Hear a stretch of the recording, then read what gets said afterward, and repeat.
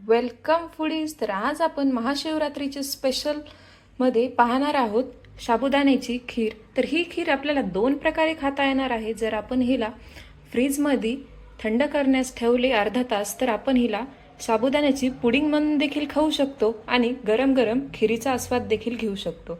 तर अशा आपल्या 2 in 1 रेसिपीला सुरुवात करूया आपण. तर चला बघूया साबुदाण्याची खीर किंवा पुडिंगची रेसिपी. तर पुढी साबुदाण्याची खीर बनवण्यासाठी आपण पॅनमध्ये 2 चमचे तूप काढून घेतलेले आहे आणि आता आपण यामध्ये आपले जे ड्रायफ्रुट्स आहेत बारीक कट केलेले ते रोस्ट करून घेणार आहोत.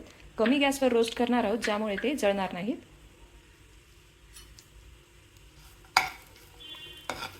तर या शिवरात्रीनिमित्ताने आपण ही जी रेसिपी तयार करणार आहोत त्याला आपण 2 in 1 देखील म्हणू शकतो, कारण की जर आपण ही खीर थंड करून खाल्ली तर आपल्याला ती पुडिंगसारखी लागेल आणि जर ही खीर आपण गरम गरम खाल्ली तर आपल्याला साबुदाण्याच्या खिरीचा स्वाद येईल.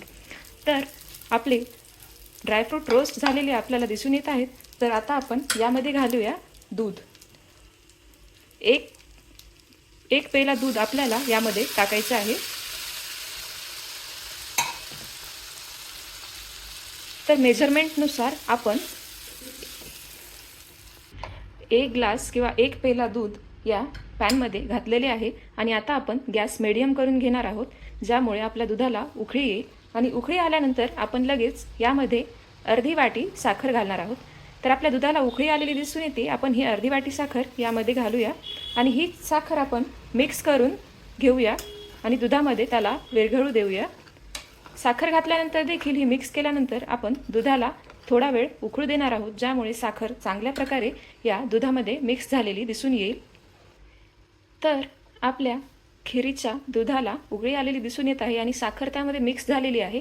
तर आता आपण यामध्ये थोडेसे पाणी घालूया. आपण अर्ध्या ग्लासला थोडेसे कमी पाणी यामध्ये घालू शकतो आणि पाणीही मिक्स करून यामध्ये उकळी आल्यावर आपण आपल्या दुधामध्ये रात्रभर भिजवून ठेवलेला 1 वाटी साबुदाणा घालणार आहोत. तर आपल्या दुधाला पाणी मिक्स केल्यानंतर आणखीन एकदा उकळी आलेली दिसून येत आहे. तर चला यामध्ये आपण आपला जो रात्रभर भिजवलेला 1 वाटी साबुदाणा आहे तो साबुदाणा ॲड करूया.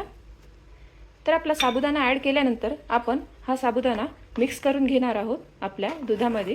आणि आता आपण आपली खीर कमी फ्लेमवर 15 ते 20 मिनिटे झाकून उकळू देणार आहोत, ज्यामुळे तिला थिकनेस येईल. तर आपण आपली खीर आता 15 मिनिटापर्यंत अशीच झाकून शिजू देणार आहोत, ज्यामुळे त्याला चांगल्या प्रकारे थिकनेस प्राप्त होईल. तर आपल्या खिरीला उघडत ठेवून 15 मिनिटे झालेली आहेत. तर चला आपण यावरचे झाकण उघडूया.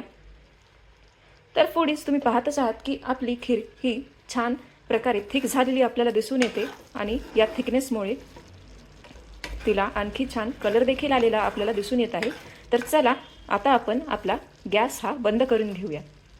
तर अशा प्रकारे आपली साबुदाण्याची खीर ही रेडी आहे. चला आपण हिला एका छान छोट्याशा बाउलमध्ये सर्व करून घेऊया. तर फायनली फूडीज आपली गरम चविष्ट यम्मी अशी साबुदाण्याची खीर एकदम रेडी आहे. तुम्ही याला फ्रीजमध्ये थंड करायला ठेवून पुडिंगमधून देखील खाऊ शकता आणि गरम गरम खीरचा आस्वाद देखील घेऊ शकता. तर अशा आपल्या शिवरात्री स्पेशल 2 in 1 साबुदाण्याची खीर व पुडिंगच्या रेसिपी पूर्ण झालेली आहे. तुम्हाला व्हिडिओ आवडला असेल तर प्लीज लाईक करा, चॅनलला सबस्क्राईब करा, शेअर करा आणि कमेंट करा. आणि अशाच सुंदर रेसिपी पाहण्यासाठी बघत राहा फूडी स्पॉट.